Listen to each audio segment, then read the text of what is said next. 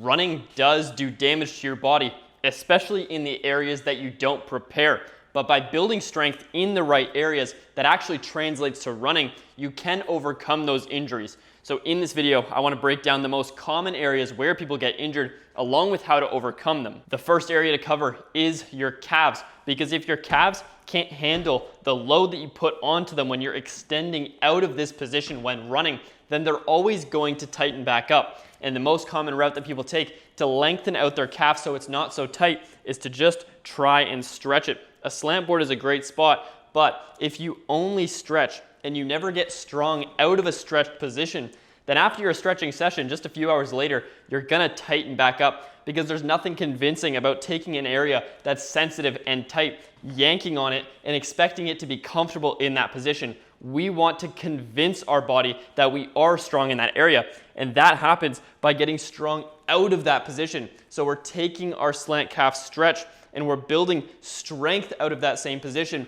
not only with our body weight, but eventually adding load. And this scales to anyone's level, because you can use as much weight or as little weight as you need. Even by just taking this stretched position and using both legs to get a little bit stronger, then removing one leg to single leg reps, then adding as much weight as you're comfortable with, you have a measurable route to take this loaded position through the calf and get used to it. So when you go into it when running, you're more comfortable and you don't tighten up. The second most common area that runners take damage with is your hip flexors, because to run, you need to pick up and extend your leg over and over again, which is stretching and pulling on that hip flexor muscle all the time.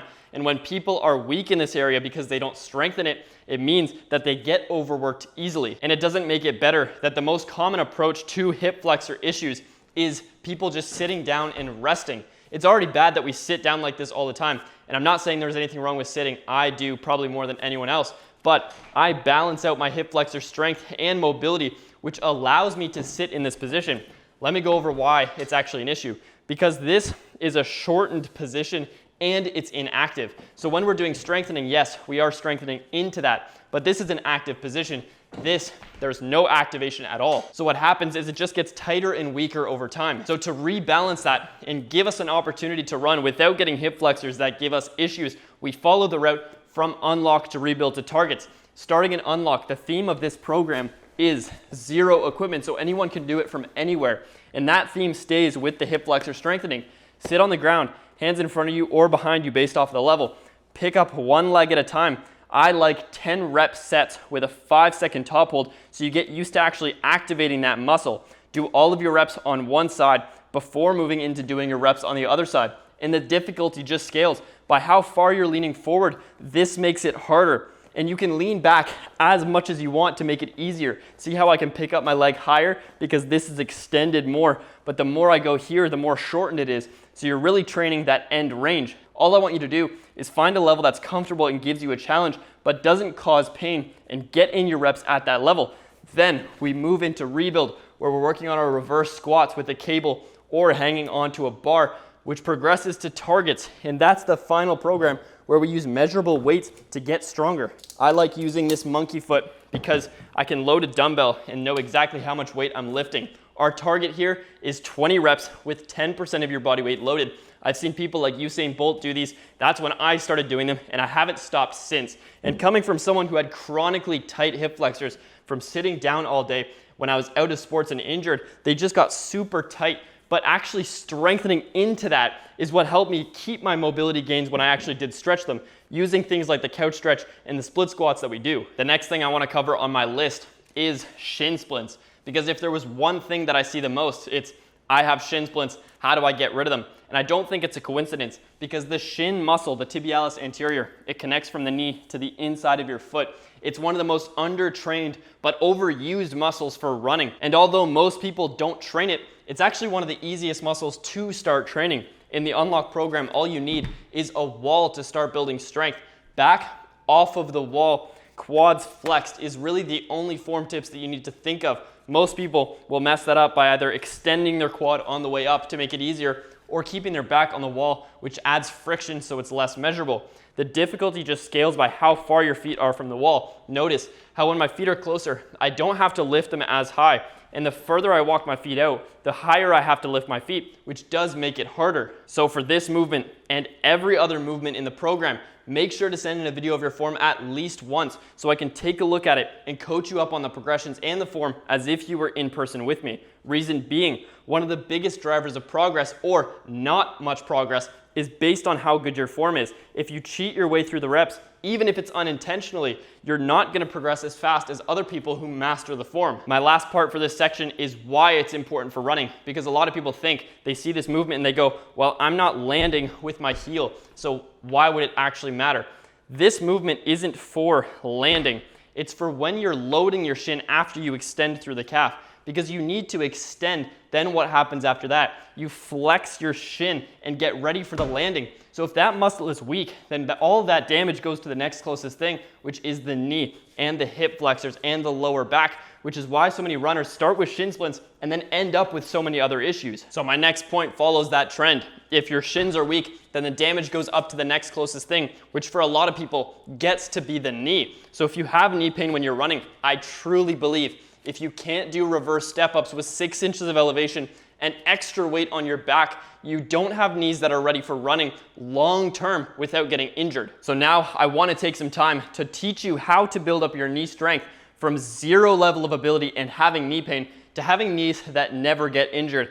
I'm a case study of this. I used to have knee pain every single time I would run, especially right below the kneecap. And ever since I've started building up this 3-tiered progression, and I've kept doing it every single week since, I haven't had a knee setback in years, and I don't say that lightly. So this all starts in the Unlock program. For the first 8 weeks, we're just building our knee bend pulses. You can start with as little range of motion as you need, and we're building these up in sets of 50 reps. Why 50? That seems like a lot. Yes, it is a lot, and that's intentional because a lot of people build up their knees in low rep sets. But what is running? You're doing this over and over. You think it's 50 reps? No, it's hundreds, if not thousands, depending on how long you run for. And these knee bend pulses require no equipment and scale to any level. So I can even get a tough challenge out of doing these. So you start in week 1 with less range of motion, even using assistance if you need it, meaning anyone can start. Then as you get stronger, you simply tap your heel further in front of you. And the more you tap forwards, the more you have to lean back to load your knee properly since we don't have the elevation. So over the 8 weeks, you're just seeing how far can I tap forwards for my 50 reps with strength and no pain. Then we get to rebuild, where we start adding elevation and we have a heel lift because we're building our bent leg calf raises and we're building our tibialis raises in the rebuild program, which means our ankle is covered. So we want to focus on the knee as much as possible. And adding the heel lift means that we can isolate the knee as much as possible. And notice how in your running stride, your heel is lifted off the ground the whole time because we're not heel striking. We're landing on our foot, midfoot, or our toes based off of what we can do naturally. So this puts us in the perfect position to get strong in there without worrying about the foot and ankle and truly isolating the knee. Our target in Monday's workout is to get 45 reps per leg in 6 minutes. First 3 minutes will be on your weaker leg. Then the last 3 minutes will be on your stronger leg.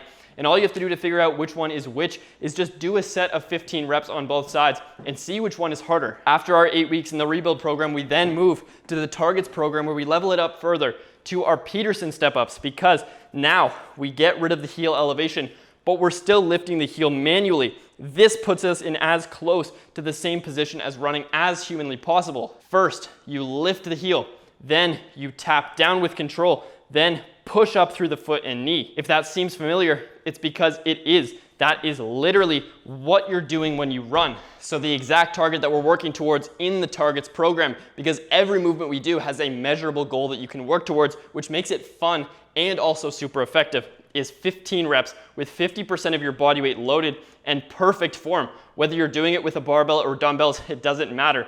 As long as you're doing it with that 50%, you're good. And that scales to any level because you can literally use whatever amount of weight you want. At this point in the program, you will have the strength to be able to do it with 6 inches of elevation. So I don't need to teach you how to scale that. But what I do need to teach you is that you can do it with literally no weight for the first weeks. And it's still more effective than what any other runner is doing. And you have endless potential because our target is 50% of your body weight loaded, but you can truly load as much as you want as long as you keep perfect form and it doesn't cause pain. And that transitions to my next point perfectly, because yes, you do need the foot strength and control for the Peterson step-ups to be able to work your knee properly like we do when we run. So how do we get to that level? Because in targets, it's our Peterson step-ups, but how do we start? We start in unlock with our foot stretch, because first, before you start building strength somewhere, you have to have control and you have to unlock it. So by getting 60 seconds in our stretch every single Wednesday, 2 sets, you can start to lengthen the bottom of your foot.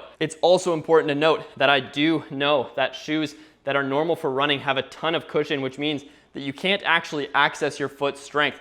I don't think there's anything wrong with wearing shoes like this. I do when I run. I don't run in barefoot shoes, but I do think that when you're training, take off the shoes that take away the support so that you can actually build feet that are strong, so you do actually use them, unlike when you're using shoes like this. Because if you get too accustomed to having cushion all the time, then when you don't have that cushion, they're gonna be so weak that they'll cause pain every time, even if you just walk. The last point that I wanna go over in this video is that running does do damage to your body, but that's not something you should fear. It's something that you should confront, because the only difference between the runners who get injured all the time and the runners who never get injured is their levels of strength and mobility in the right areas. And that should be promising for you, because that is something in your control. You can build as much strength and mobility as you want. You just have to treat it as an important thing, just like you do with running. And by following our route, from the unlock program to the rebuild program to the targets program, you have a scalable route from 0 level of ability, no equipment required, to the highest level targets that I've seen runners who never get injured can do.